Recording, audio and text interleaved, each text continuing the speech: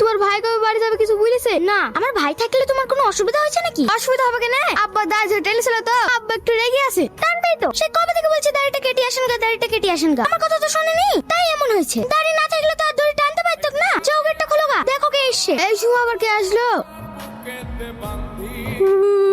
আমি রাখি দিলাম ভাই। ভয় পেয়ে গেছেন নাকি? তুই এত রাতে আমাদের ঘরে কেন? আমি ওইখানে একা একা থাকতে পারবো না, আমার খুব ভয় লাগছে। বিছানা উঠছে যে? বললো না ওইখানে আমার ভয় লাগছে, আমি এখানে শোবো।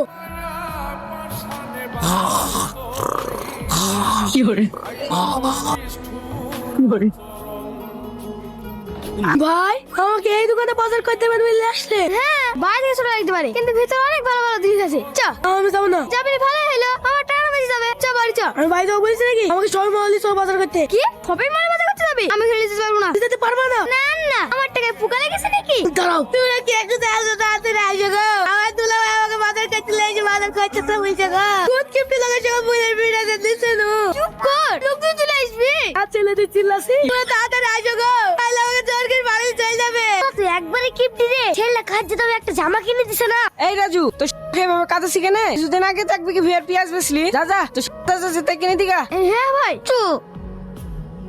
ভাই এইটা ভালো লাগছে না? অনেক ভালো লাগছে। দাদা আম কত এটা? এটার প্রাইস 9,990 টাকা আছে স্যার।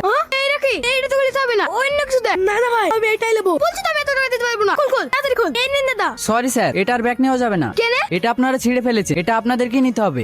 আমার কোনো দোষ নাই, আপনি একটু টাকাটাই করতে শিখে ফেললেন। ও সুন্দরী, তোর ফোন নাম্বারটা একটু পাওয়া যাবে? আব্বু, সোনারি ছেলেটা আমার ফোন নাম্বার চাচ্ছে। কে দাঁড়িয়ে গেল যে? চ। আপনি আমার দিকে ওইভাবে তাকাচ্ছেন কেন? আপনাকে দিকে আমার অনেক ভয় লাগছে।